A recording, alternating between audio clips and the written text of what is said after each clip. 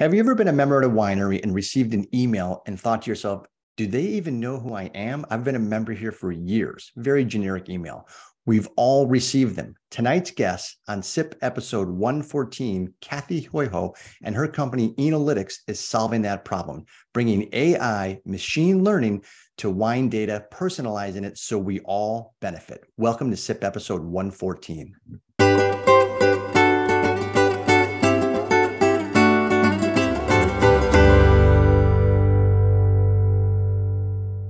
Let me tell you a little bit about this episode. My name is Martin Cody, co-founder of Cellar Angels, a direct-to-consumer wine company specializing only in Napa and Sonoma limited production producers.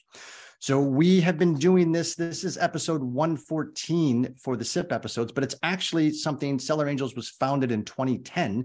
So we've been making wine available direct to consumer from Napa and Sonoma for a little over 12 years now. So these are wines that you will not likely find in a wine store or a restaurant. And like one of the wines we're featuring this evening that many of you are tasting, the Tamber Bey Chardonnay, it has no barcode on it, because it's not in the distribution system. So we'll talk a little bit about that. But we started Cellar Angels to kind of change the world with wine, steal that line from Steve Jobs. And we have a chance every single week with SIP to do work that we're proud of and to do it for people that care in the hopes that you'll share it with others. So kindness is kind of the purview this evening and what we're all about with Cellar Angels. And there is really no better vehicle for kindness than, I think, wine, because it brings people together. Many years ago, I read a book called How Full Is Your Bucket? And it talks about metaphorically that we all wake up with a bucket full of positivity. And throughout the day, people can dip into our bucket, and people can fill our bucket. So there's dippers and fillers.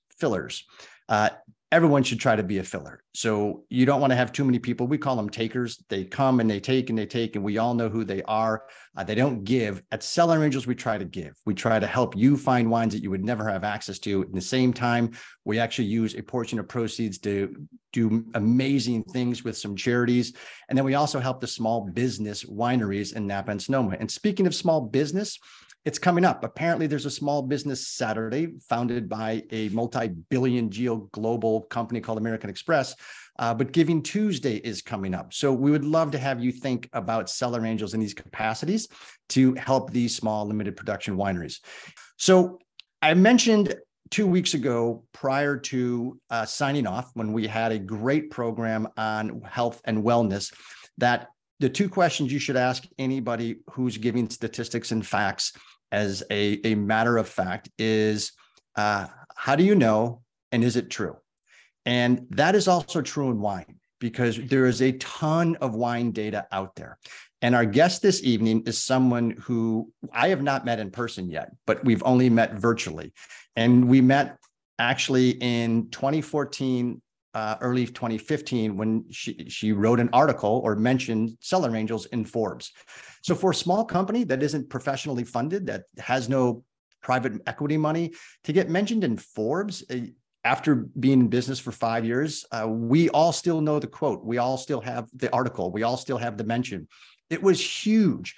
And that actually started a relationship, because this woman is a go-getter. We have a lot in common, and I would love to have her turn on her camera. This is Cathy Huyghe from Forbes. Let me just go through the litany. Okay. First of all, we're both wine lovers. Love, love, love wine. Second of all, we're both givers. Third of all, we both love big dogs. She's on her sixth Bernese Mountain Dog. I grew up at the Newf. Fourth, we both went to Harvard. Okay, so that's Harvard. Well, she went there and got 2 degrees. I went there and got this shirt. Let's not split hairs. All right. So she's an amazing individual. We are so thrilled to have her on the program this evening. I told her I had a surprise underneath my clothes for her. So that's the surprise. Clean it up, people. Welcome to SIP episode 114. Cathy, thank you so much for enduring the introduction. Oh my gosh, I have no idea what I'm getting myself into, but I just know it's going to be fun, and already it's hilarious. And thank you. Thank you, Martin. Thank you, Denise. Thank you for having me. The Sipsters know their way around a bottle of wine. They know their way around the AVAs of Napa and Sonoma. And this isn't their first rodeo. And we started this piece sip in 2020, really when the pandemic began, to just kind of stay with the community and be visible and give everyone a virtual wine clink of the glass so that we didn't all lose our minds back in March of 2020. It's continued and evolved from kind of a social thing. It's still social, but really educational as well. And I think tonight's topic is interesting because you've traveled the world for wine, and it's been impressive because it's amazing. I love what you do with Forbes. I love what you've done with the Harvard Alumni Wine Club. I love what you've done with Enolytics. I want to get into the entire thing on balance, but I really want to go back to, where did you grow up? And then how did you decide on Harvard? Because I was a coin flip away from that, or Colorado State. So well, I also want to say that back in 2014, Martin, when we met, one of the reasons that we met was that I was doing a fundraiser, and you showed up, you stepped up, you showed up with a case of wine donation. And I don't even know if you'll remember this. I do. That's right. Absolutely. So it was your generosity really that established the relationship in the first place. So oh my goodness. Thank you. Thank you for that. Our pleasure. Mm-hmm. So pre-Harvard Cathy, where was that? Central Pennsylvania, weirdly. So grew up in a very small town in central Pennsylvania. Harvard was not on the radar by any stretch of the imagination. College was not on the radar by any stretch of the imagination, I should say. But it was a super strong family, super strong in terms of what was expected of the kids, high expectations, when high expectations meant be a good person and be nice to each other and do good work, whatever that work was. It could be, digging graves, as long as you did it well and did it with purpose and intention. That was great. So for whatever reason, I ended up getting this pretty amazing scholarship that led me to Harvard to do graduate work there. And I don't know how many people go to Harvard to eventually have a career in wine and food. Typically it's other things.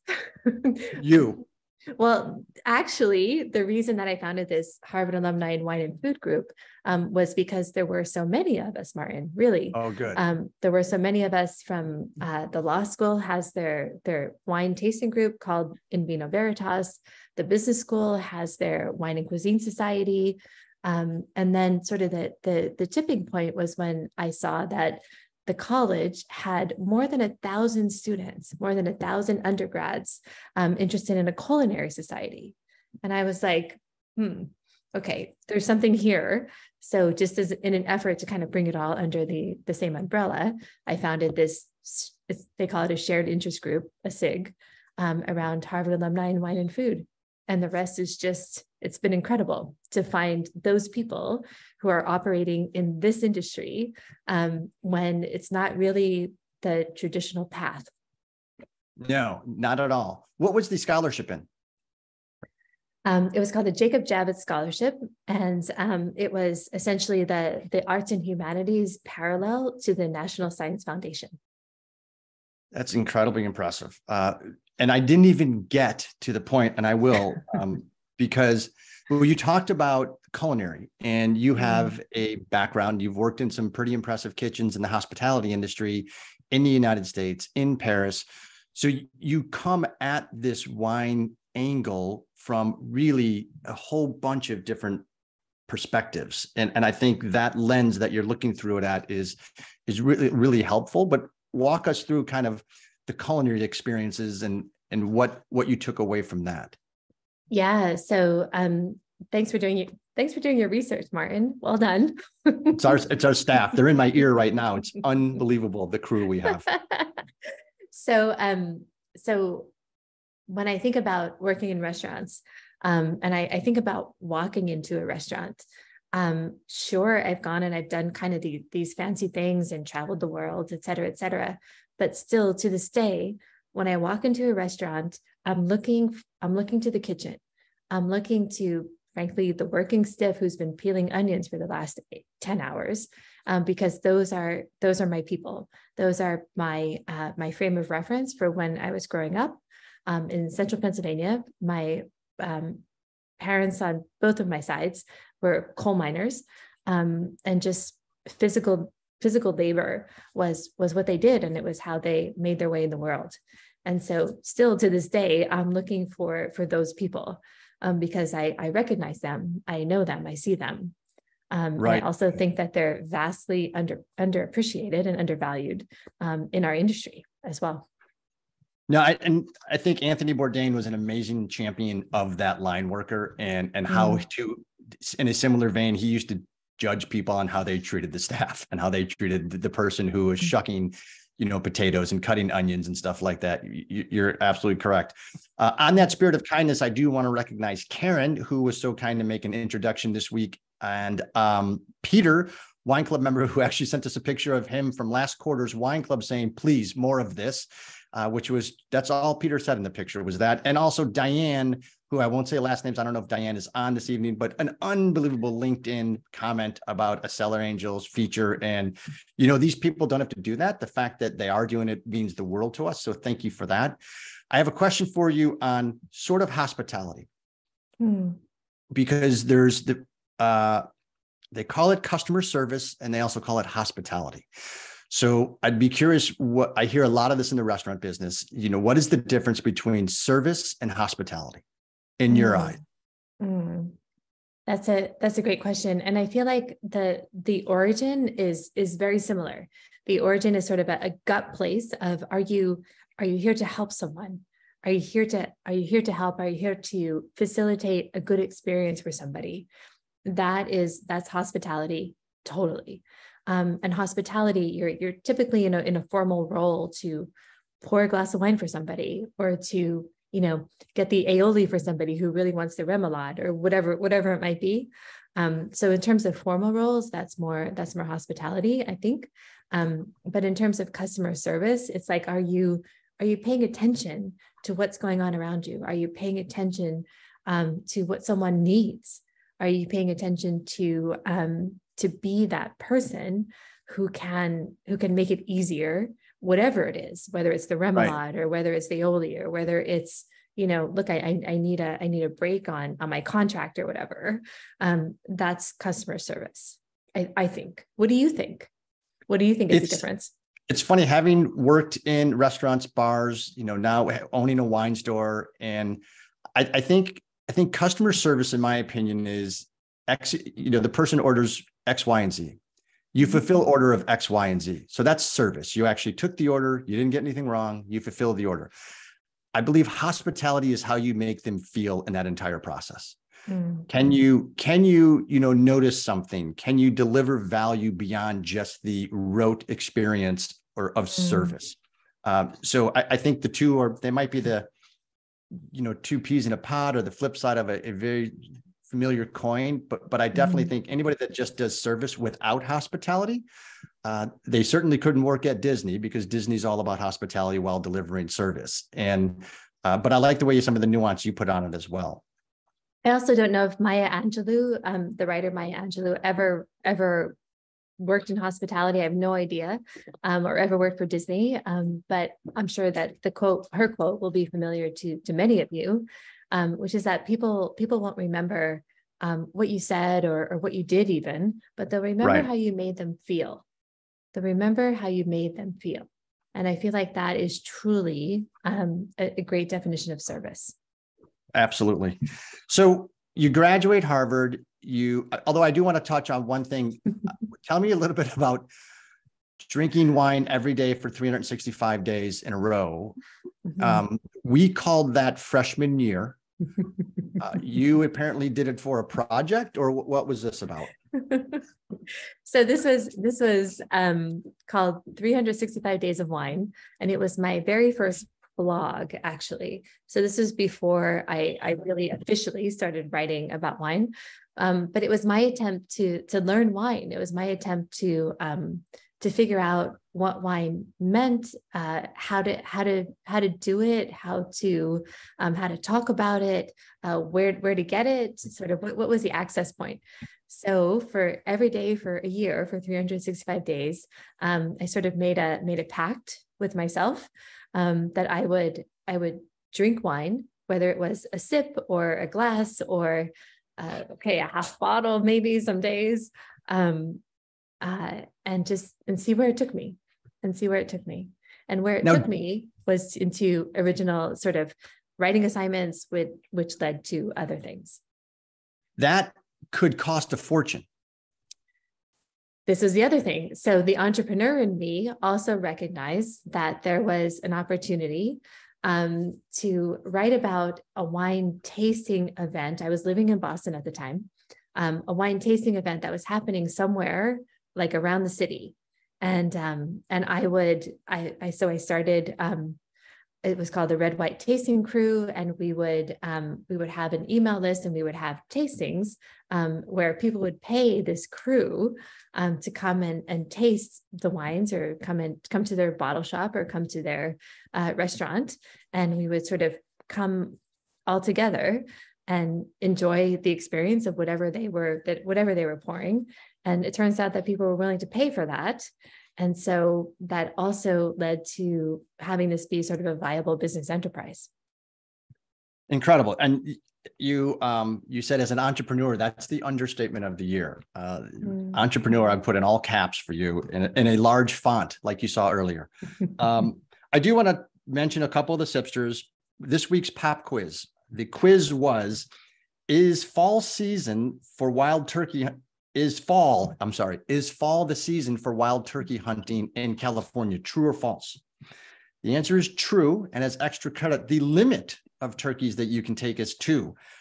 Doug R. And I don't see Doug. 2 weeks ago, Doug joined us from, Doug is on.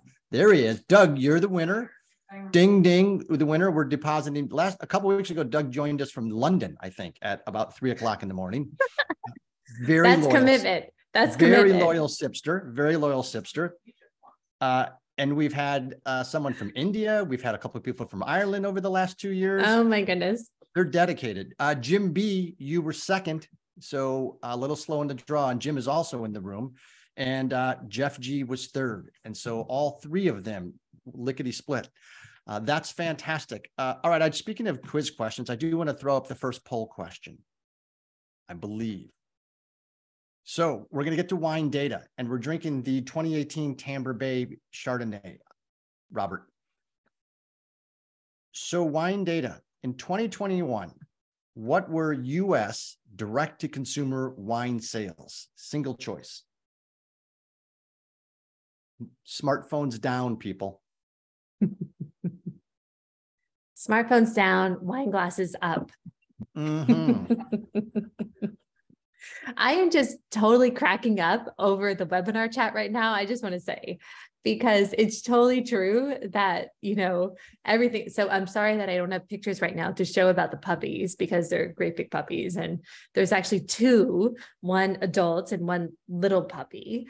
But the adult is even a COVID puppy. And so she's 2.5 now. And now there's the 10-week-old Bernese Mountain Dog puppy. So I'm sorry that I don't have pictures to show you, but they're awfully cute, especially together. They are.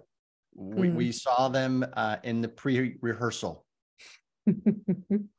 And Brent, I'm totally with you. 365 days per year is your retirement, and maybe my retirement as well. Mm-hmm. All right. So we're going to give this 5, 4, 3, 2, 1. And since Mission Control actually did the poll questions this week, Cathy, do you have an answer? I would say 3.9, but I'm not entirely sure. 4.2 billion. So 9 people got it correct. And if you care to roll over your winnings to the next question, that is allowed. So we will take that in a second. So you found out from an entrepreneurial perspective that people paid for information about wine that is written.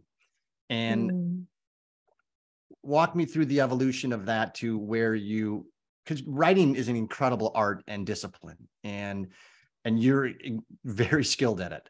So that doesn't come naturally. That doesn't come overnight. How did you take that 365 days of wine writing, parlay that into an entrepreneurial pursuit? And then where did that lead? And now you're contributing all over the place, Forbes, Inc., the Atlantic. I mean, it goes on and on and on and on. Yeah. I got tired reading your bio. Me too. Me too. I'm like, who did that? It's incredible. And when did she sleep? Yes, exactly. And obviously it was propelled by wine, clearly. That's right. Propelled by wine. So I was actually, before I got into wine, or at the moment that I got into wine, I was actually working as a negotiator. I was working for the program on negotiation at Harvard Law School on a project in the Middle East. And what was fascinating, Martin, was that we would spend hours and hours and hours. We were on site at the time in this town called Sanliurfa, which is in southeastern Turkey, right at the border with Syria. And this was in 2010, I think. And we would spend 10 hours a day in a conference room, all of us kind of around the table. And sure, we talk about it, and it was important, and statements needed to be formally said. However, the real work and the real progress happened at the end of the day over food and sometimes over wine, when you sat down with people and you had a conversation with them, and there was something to eat, and we nourished ourselves, and we talked to each other. We made eye contact with each other, not when sort of the cameras were on, but really kind of behind the scenes, so to speak. And so it was then that I had sort of this light bulb moment of there's an awful lot more to wine, and an awful lot more to negotiation, and frankly, to any sort of resolution dispute, than what's sort of formally presented. Right. And so much more happens really at the end of the day, when you're talking about, when you're relaxing, when the guard is down, when you've got some wine in your glass, or you've got something else in your glass, and you've had some really good food, and you're feeling pretty good about things. So that's a different conversation when that happens compared to what's sort of formally on the record in the conference room. So that was a big transition. That was a big light bulb moment. It was a big transition from going from what I was doing before I started writing about wine to writing about wine. And it absolutely is that thread, I would say, continues through the writing about wine that I do today, even. Well, I totally agree. I love that example, and I love that experience that you had. It's amazing, especially from a negotiation standpoint, to kind of weave that in. I want to, because I'm drinking this glass. I'm going to jump ahead because I want to do kind of some assessment on this wine, the Tamber Bey 2020 Chardonnay. Now, 2020, most sipsters know, was filled with fires. And so I know from Barry and Jennifer Waite, the proprietors of this state, that this was harvested long before the fires were there. And the Tubbs fire saw some damage very nearby to this estate. But this is a portfolio. This is not the picture behind me. We'll get to the picture behind me in a few moments. But walk me through kind of your assessment of this wine, flavors, aromas, that sort of thing. Yeah. So the first thing that comes to mind for me, and I don't know if everyone else on the call is experiencing this, but it's different than what we have come to expect from a California Chardonnay. Let me just kind of say that up front and see if anybody agrees with me on that. It's not the same of what America, what California has been stereotyped as to expect from California Chardonnay. Would people sort of agree with that assessment kind of at the beginning? I just want to get a read and see if I'm tasting it completely differently than anybody else is tasting it. I completely agree from that vantage point, because on the nose, certainly on the mouthfeel, and it's not flabby, it's not oaky, it's not buttery. It has more of an older world style to it. I would say it's a little bit racy in that capacity. It is not that California style of Chardonnay. No, and I feel like it's more authentic. It's more the quote unquote naked Chardonnay. Not quite naked, because there's definitely some treatment here. But I would say definitely not the big flabby oaky vanilla-y Chardonnay that we have all tasted. I think it's more interesting because it doesn't have sort of that superficial makeup applied to it, as a lot of Chardonnays do. So that's sort of first glance, first taste, first read on it. That's what I'm drawn to noticing. And anything, and I don't know if do you always assess wines or do you just drink them now? I'm a big drinker. I'm a big drinker in terms of, I've never been a big assessor or critic or giving numbers to wines. I can do it. I've been trained to do it. But I definitely am much more of a just enjoy it. Do you like it? If you like it, keep drinking it. If you don't like it, get something else. Not, we don't need to sort of dwell on the details of that. But this one, I definitely kept drinking. Oh, good. And it's funny because it's a perfect segue to Cathy loves drinking wine. She loves exploring wine. She loves writing about wine. And I'd be remiss if I've referenced this book before. I've actually given it out to people because I bought 12 of them at one time a couple of years ago to just give to people because I was so impressed with it. This is a beach read. You don't have to get your highlighter out. You don't have to, although I did, because I'm a nerd. But there's examples. It's 12 chapters. Each chapter is, it's called Hungry for Wine, Seeing the World Through the Lens of a Wine Glass. Cathy travels the world essentially and goes deep into certain regions, meets the people behind the story, kind of like what we do with Cellar Angels, trying to introduce you to the people, and talks with them, learns about them. And the vineyard behind me is where, Cathy? Tasmania. It is Tasmania. Mm-hmm. And the sparkling producer is one that Mission Control and I love, Jan's. We used to carry it in the wine shop when we had a wine shop, because on the QPR side of things, quality to price ratio, this sparkling delivered hands down. It was like $35. It was literally amazing. And I'm going to show you another picture of another chapter in a bit. Flavors, aromas, and pairings on this one. So the Cellar Angels team got pear, vanilla, honeycomb, and lemongrass. Mm-hmm.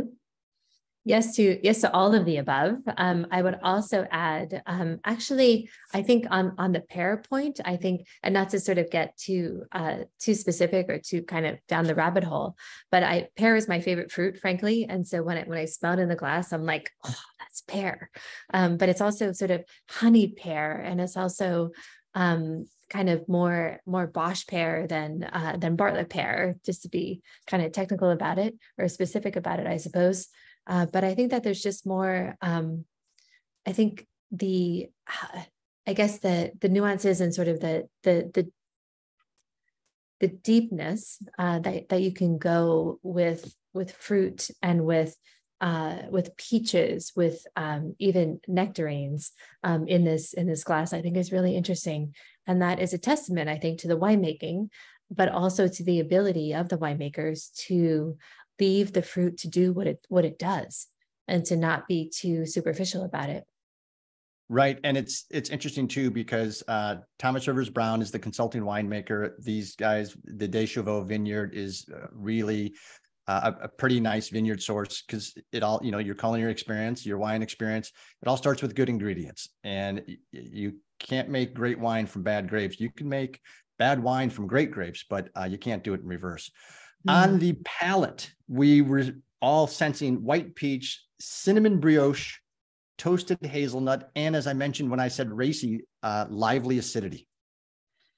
The cinnamon brioche is fascinating to me, because can you have cinnamon brioche without butter? I mean, I feel like there needs to be some component of butter, but it's not sort of overwhelming. The buttery that we mentioned earlier is not overwhelming. It's sort of like it's a gentle butter. But cinnamon brioche is a great call. I love that as a tasting note. I don't know if it was you, Martin, or Denise who said that, but it's fabulous. That's totally right. Probably Ivy. She's the pro. Pairings, this, it's not accidental. We chose this wine because it is Thanksgiving time. Turkey, salmon, crab cakes, green salads, and semi-soft cheeses.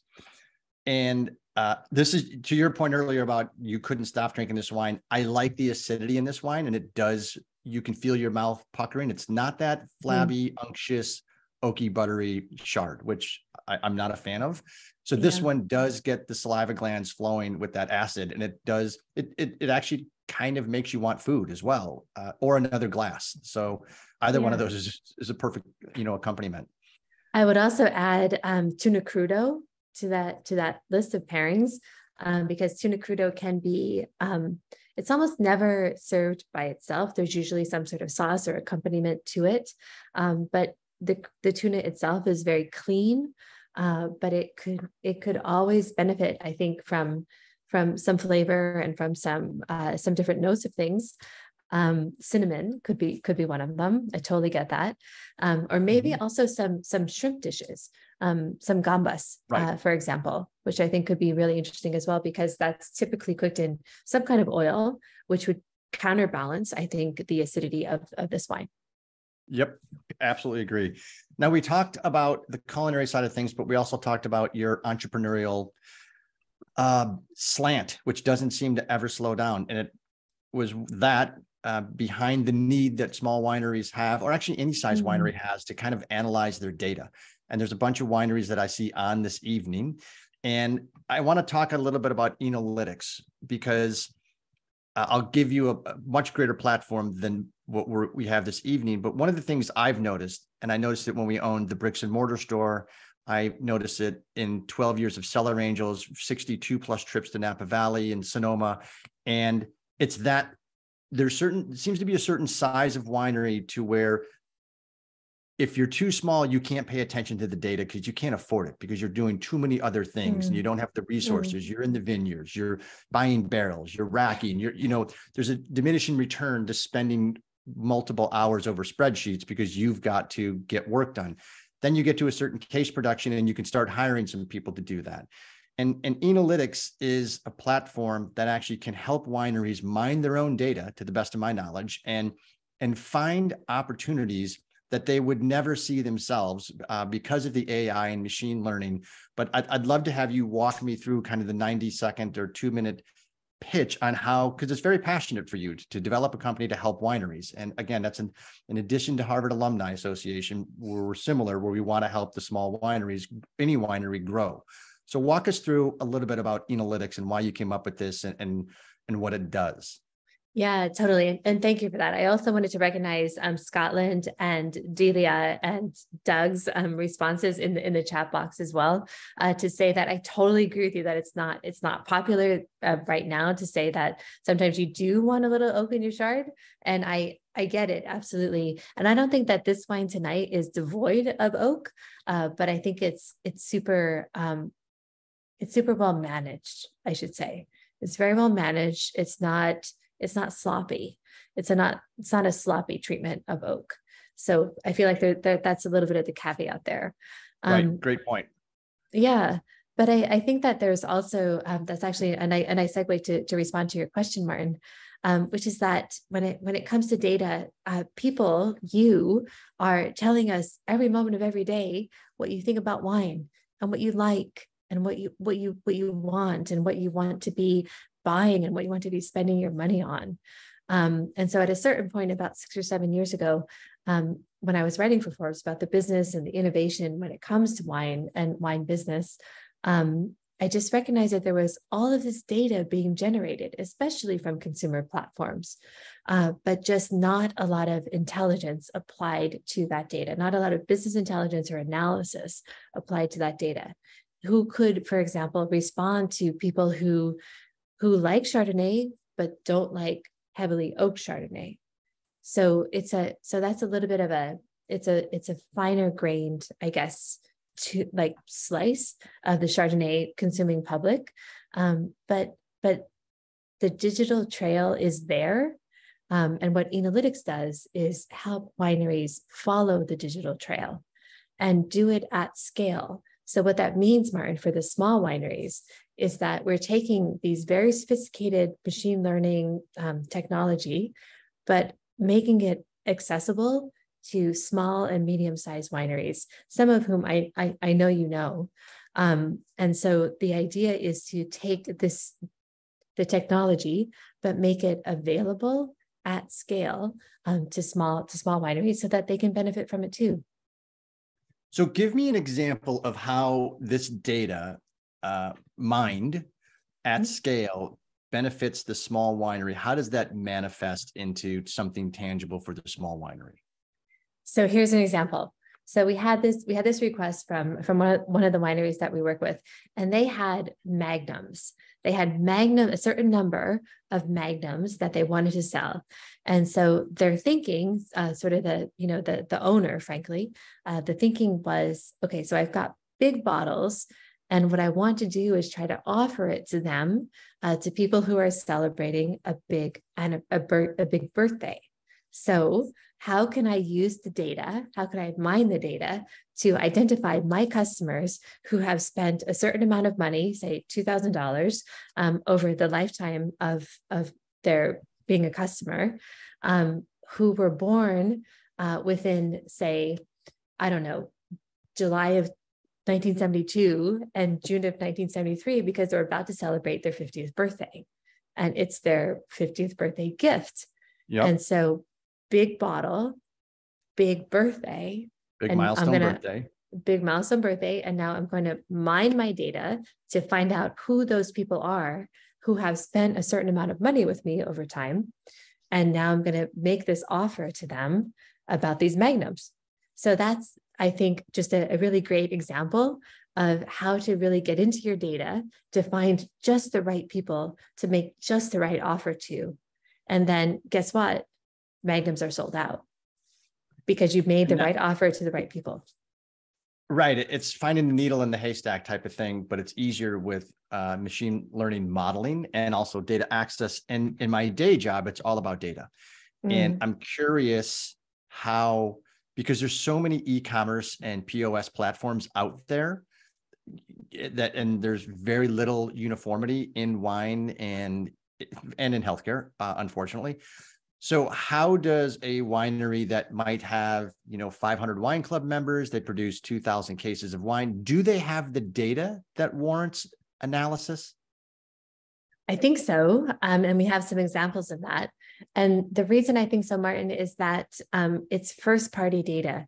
There's no more valuable data for a winery than their own data. And so the whole idea, and this is sort of a tagline on the website, is that it's your data. Let's put it to use for you. Let's put it to use for your winery. So for example, small wineries who have a wine club, by law, they need to gather birth dates. And so they could do that kind of like drilling down into finding out who's going to celebrate their 50th birthday this year, because they need to have birth dates. I'm loving seeing everybody coming on here, by the way. Hello, everyone. Thanks for joining me. Usually we ask them all to turn to the left and then turn to the right so we can match profile pictures with like databases and that sort of stuff. That's awesome. That's awesome. But yeah, so Martin, I feel like it's the small and medium-sized wineries who get overlooked with the kind of technology that we offer. But part of our point is to say, like, look, it's built. There's no reason why we couldn't offer this technology to small wineries at scale at a reasonable price so that they can take advantage of it too. And can you overlay consumer data not from the winery, on top? Like you could say something, you can do a ton of if-then algorithm and stuff, right? If I've got these geo zip codes and I am a Grenache Mourvedre Syrah producer, and I'm looking at the overall social population of what consumption and buying behavior is in that, and I can overlay it to my portfolio. Is there that? Totally. So we do enhancements of the data. So for example, we look at first names of the customers. And for that, we run a gender-based algorithm to say, are you talking to who's somebody who's probably a woman or somebody who's probably a man, or androgynous or unknown. And then we look at the birth date to say, is that person a boomer or a Gen Z or a millennial? So that makes a difference. And then does that person live in a zip code that is middle class or affluent or highly affluent or poor? So by the end of that, just 3 pieces of information, you've got the gender, the generation, and the geography. And that's just a lot of information for a digital marketer to work with, or for any winery to really kind of look at the historical purchasing data of people who are their fans, who have bought from them in the past. What are some like no-nos that you see wineries do with their data? Make the same offering to the same people, no matter what their history is with you, or no matter what their demographics are. If you're just sending one email and one offer, that's just not gonna, I mean, think about it. Like you're not the same person as everybody else. So you have a history, you have a personality, you have a profile, and we want, and it's possible, and we want things that speak to us specifically as an individual. And so now I'm getting into, gets into very nuanced email campaigns and marketing and customer segmentation and that sort of stuff. And it gets back again to diminishing resources. And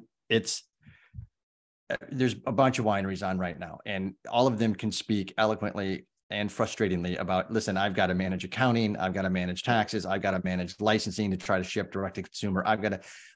I can't even get names out of my own database to send birthday cards to employees, type of stuff. I mean, how do they take whatever platform they're on and get you data so that they can get data back that's meaningful, actionable, and intelligent?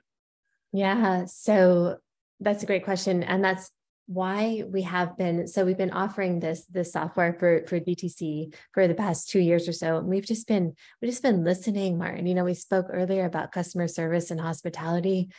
We've been listening to what's reasonable for people, what's reasonable, what's a good price point. What is sort of the low-hanging fruit, so to speak? How do you dip your toe in the water of working with data when you frankly have 17 million other things to do every day? So we've got it's called Enolytics Daily. It's the low-hanging fruit. So it's a way for wineries to dip their toe in, to be friendly, to sort of take some friendly first steps when it comes to data. Not a big ask. Not a big ask of time or anything else, but we tell you things like, how clean is your data?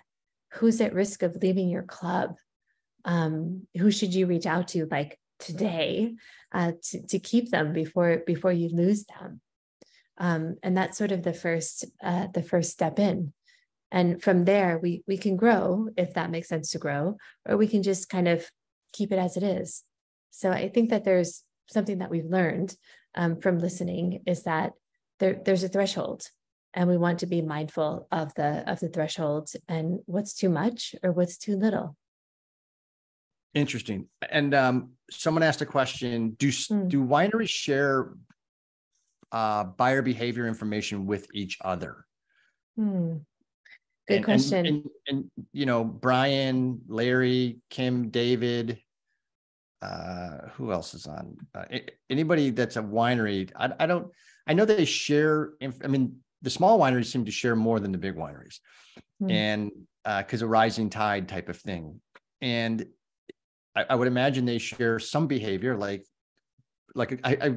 Brian. Not to pick on you, you're a Rhone guy. You'll be happy to share what's moving for you with a cab producer because they, no biggie. But I'm wondering how much of that is sharing, and I don't know what you see, Cathy. Yeah, I'd love to hear more about that. But when we work with a winery one-on-one, all they ever see is their own data, and all anybody else sees is their own data. Like there's not some sort of crossover in terms of visibility. We do anonymize data. So that it's possible to do benchmarking, but there's no reveal of who the wineries are, who are involved, or who the customers are who are involved from that sort of anonymous perspective. when we're working one-on-one with wineries that we work with directly, certainly all of that data is there and it's visible and it's how we do the analysis. But that is a very discrete, self-contained window into that winery's information. We don't, certainly we anonymize it to the extent of making benchmarking possible to sort of do apples to apples comparisons, but that's it. There's no sharing of customer information, certainly. Yeah. And I probably should have been more clear. Bad statement on my part, where when I'm talking about customer data, I'm talking about buying behavior, not necessarily, hey, this is Phil Smith from Philly. He buys 5 cases a week. No, I'm not giving you Phil's information. Okay. Right. Phil's mine. Right. So it took us a long time to find Phil. We stole him from another winery that shared the data. So I'm looking really in the buyer persona, and is $32 or is $55 Sauvignon Blanc moving nationally? Do you have that type of granularity with regards to both DTC and wholesale? Yeah, that's a great question. More from DTC, Martin. And the reason for that is that we have an established working relationship with a DTC provider called Wine Direct. And our software is built natively to Wine Direct, not exclusively to them. We also work with Commerce 7 and others. But because we have a trusted relationship with them, and because the data, as I said earlier, has always been there, but what's been missing is the technology. So Enolytics brings the technology to the table. And so earlier this year, for the first time, Wine Direct transferred to Enolytics 200 million DTC data records for us to analyze and to create sort of industry insights around the DTC landscape. And so from that perspective, that's where we do the benchmarking. That's where we do the anonymization. That's where we say, like, look, these are the trends going back to 2017 about the sales of Sauvignon Blanc. So that's information that, when anonymized, is interesting to the industry as a whole. And we make that available publicly. And then, is there a certain threshold of data that a winery has to have in order to find value in the platform? Like, if they produce 200 cases, is there going to be value? Statistically, sure. I mean, within themselves, there's value in looking and really getting to know the personas of those 200 people, or those 200 the people who buy those 200 cases. Is it worth it for them to invest in the technology to do that? Fortunately, there's not a need for them to make a big investment on that, because we scale the pricing of the software to the sales. We're not gonna have the same pricing for somebody who produces 200 cases as we are to the pricing of somebody who produces 2,000 cases or 200,000 cases. It's interesting, because this was an area that I've seen for 15 years, and I see Sean on, and Sean is from Payroll Vault, one of the premier payroll services companies in the country, and who's been with me on probably 30 of those trips to Napa. But it was a question that he and I talked about ad nauseum. It's like, how do these wineries know what the appropriate mix is for direct to consumer, for wholesale, for if they happen to have a winery that, a physical winery that somebody can come to for tasting room traffic? How do they, and there's no one out there that was at that point in time analyzing the data in an efficient manner that could provide actionable intelligence. So it's that age old saying, and anybody in sales and marketing has heard this, or finance, for 50 years. I get 35% of my sales from advertising and marketing. I just don't know which 35. So you really have to drill into that granularity. And I think you were providing the opportunity to get at that ground, at the, the 1 foot level instead of the 50,000 foot level. Yeah. And it's an interesting question. I would love to be along on one of these trips that the two of you are taking, or the 4 of you maybe are taking. But most recently, we have recognized the need for this, I guess, combination of GTC data with wholesale data. So we've actually built software for both of those channels, for GTC and wholesale, but we have also combined them. We've combined them, and I realized that, people in the industry will be like, those are counterintuitive intentions in every way, the GTC and the wholesale tier. And you're right. However, the most forward-thinking companies in the industry are looking to make the most of what we could learn from the sales of both of those channels of GTC and wholesale. So that is, I think, the innovation that's sort of changing things. It's changing the conversation. So what can GTC learn from wholesale, and what can wholesale learn from GTC?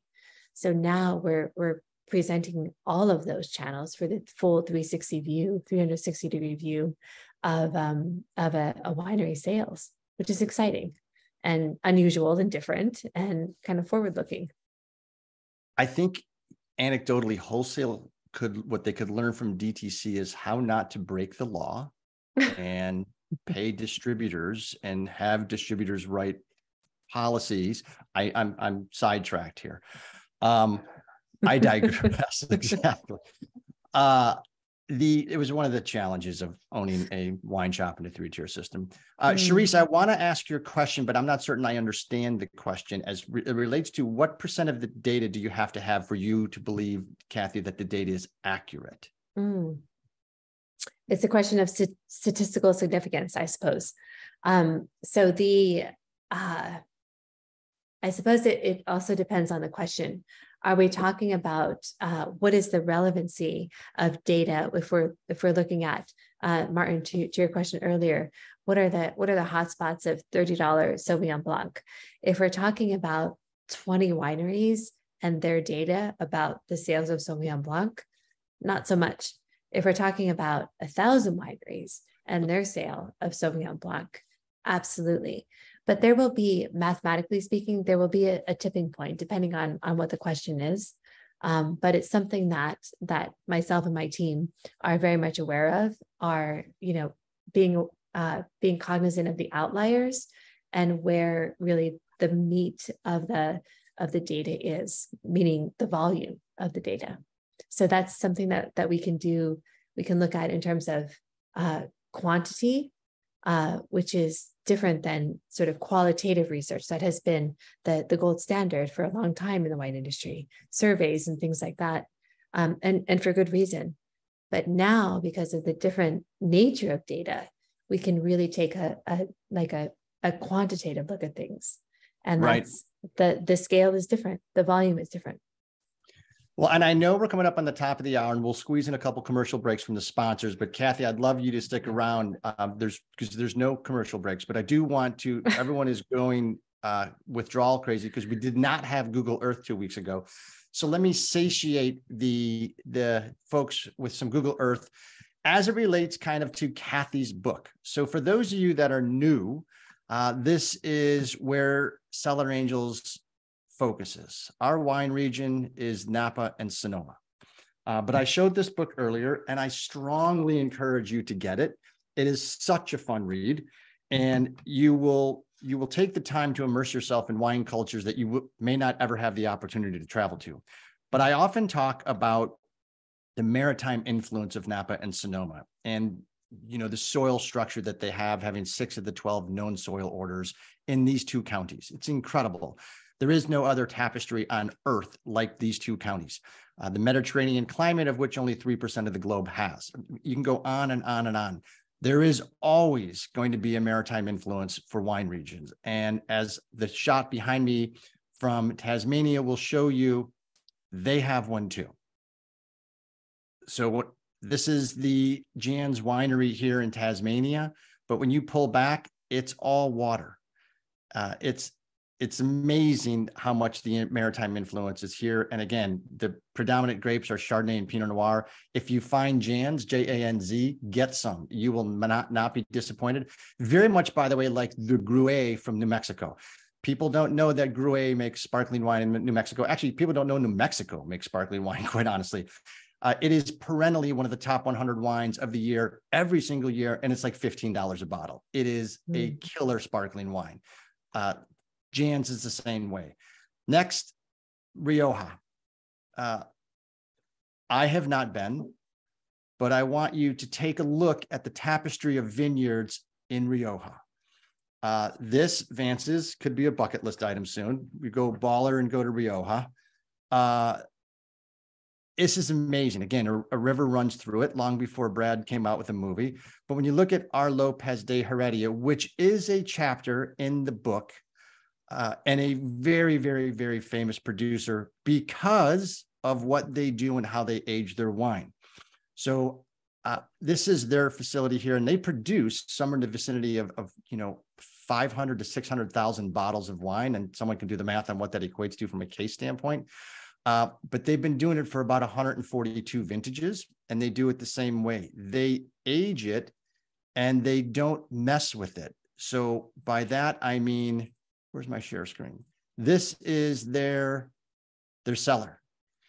So it is 100% humidity, and they love this ecosystem. So this is all mold. This is all 50, 70, 80 years of mold down there.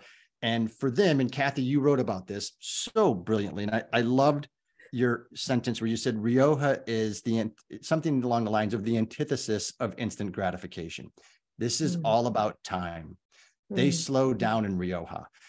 They age their wine for 3 years in barrels, another 2 years in bottle. It's incredible. And I'm fortunate enough to have a bottle of the Our Lopez de Heredia White. This is a 2003, and I don't know if you can see it, but it is gold. It is amber. It is honey. And we're going to tap into this a little bit later with the Corvin, if the guests behave. So far, they've been okay. Lucky you, and lucky guests. And I just want to say that, well done, Martin. And, I don't know if it was you doing the research, but there are clearly people in the room having done their research. But that picture is extraordinary because it doesn't sound terribly attractive or terribly appetizing, like 50 years of mold. I mean, I don't know if I want to drink that necessarily. But the point of the mold, I guess, is that it's the perfect conditions in the cellar, the perfect conditions between temperature and humidity to create the mold that sort of provides the atmosphere for the aging of this wine. And 2003, is that like the current vintage that's on the market from this producer? I mean, it's incredible. No. I think it might be 2012 or 15. Still, yeah, I mean, it's amazing. And it will have, if you, there's a restaurant in New York, Nomad, I think, that actually had like an entire 3 pages just dedicated to this producer. And this producer is a very famous Rioja producer. So it's not accidental that they have that many pages, but it has got some funk on it, as we use technical terms in the wine industry, and tangerine rind type of stuff. But it is just, you don't forget it. And it's an amazing experience. So when I was reading that chapter, Cathy, it just brought me back to the wine shop, brought me back to drinking Lopez de Heredia. I was so excited to just read. And I knew literally in the first paragraph, I go, oh, this has got to be Lopez de Heredia. I know exactly where she's going with this. So it is a very, very famous winery, and I encourage everyone to go out and grab some bottles. I also want to say that Jeff and Jane have been totally so well behaved in studio guests today. And I feel like you've maybe bribed them. If they behave themselves, you're gonna just take off the Corvin and just sort of pour them glasses of this wine. I hope you do. If by bribe you mean sedated, then you'd be on to something. We made some burritos for them. We sprinkled a little salt and pepper on there, some from a capsule. They'll be fine later on, Hans and Caitlin. Everything's good. That's the best. Well, I love the fact about Rioja talking about taking time, because we don't take time in this country, and wine is all about slowing down, in my opinion. So we had the opportunity last week to slow down with some very good friends, the Vances, who are on, that freaking brought some amazing wines, which was incredibly kind. we're coming up to a holiday weekend where I think we're all going to overindulge on caloric intake and slow down, partly due to the amount of food we eat and partly due to the chemical tryptophan. So let's be kind of that. And at the end of the day, I do have one more poll question. I may have given the answer already. Oh, I'm sure I gave the answer. Charisse, you're hilarious. I don't know who Charisse is, Jane, but you're hilarious. You're in trouble.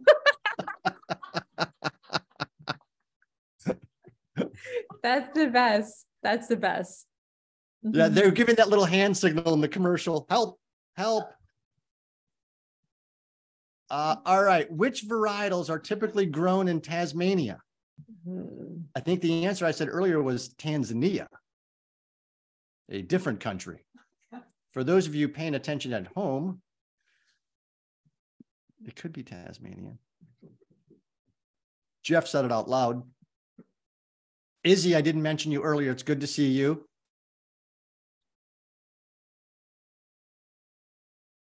All right, 1920. You guys all are smart. Oh, I take that back. Always has to be a rogue entry in Syrah. That's Brian, I promise you. Brian, the Rhone Maverick thrown in the Syrah and Grenache. I'm just teasing. That is awesome. All right. I appreciate all of you taking the time to a little bit more than the hour to spend with us and spend with Cathy. And Cathy, thank you so much for sharing Enolytics. It's an amazing business, I think long overdue for the wine industry. And hopefully some of the wineries that are on here reach out and we can certainly put together a link to send to you. And hopefully this wasn't too painful. One of these days, you are more than welcome to join us on one of the trips to Napa. We'd love to have you. But I want everyone, as we say every week, be good to one another. Thank you so much for your support. Go out there and fill some people's buckets this holiday season. We are not on next week. We are on the following week after Thanksgiving, and we're going to be discussing and diving deep into how to assess wine at a vertical tasting with Jeff Loomis. Very gregarious individual, and it's going to be a lot of fun, I promise you. So with that, we will bid you adieu. Cathy, any final parting words? I just want to say that I'm not going to Napa. I'm coming to your studio because apparently that's where the good stuff is. And I'm just going to hang out there and just be a good guest off camera until it's time to drink the wine, which is now, by the way. Yeah, absolutely. You're welcome anytime. Yeah, we're much closer now down in Florida to Atlanta. So that'll be good. Thank you. It's so good to catch up with you. And I love what you're doing with Enolytics. And we didn't even get to a balance class, didn't even get to meditation. She's got a lot going on, ladies and gentlemen. Maybe we do a part 2 in the new year, Cathy? I'm going to put my email address in the chat box. So if anybody wants to reach out and just talk, please let me know. Happy to talk to you. Thank you so much for having me. For the record, she didn't answer the part 2 question. Just let the record. What was the part 2? Wait. What was the part 2? Yes. I was asking if maybe in the new year you would like to do a second segment since we didn't get to half the things we were going to talk about. Of course. I would love to. Of course. And that has to include puppy pictures, please. Yes. So for the record, I asked my husband to take the puppy away because she was chewing on the cables underneath my desk and like the light would have gone out. And you wouldn't have been able to see me, but anyway. All right, everyone, be good. Have yourselves a very wonderful Thanksgiving. Go fill some buckets and see you again in 2 weeks. Cheers, everyone. Thank you, everyone. Have a good night. I like it, Lily.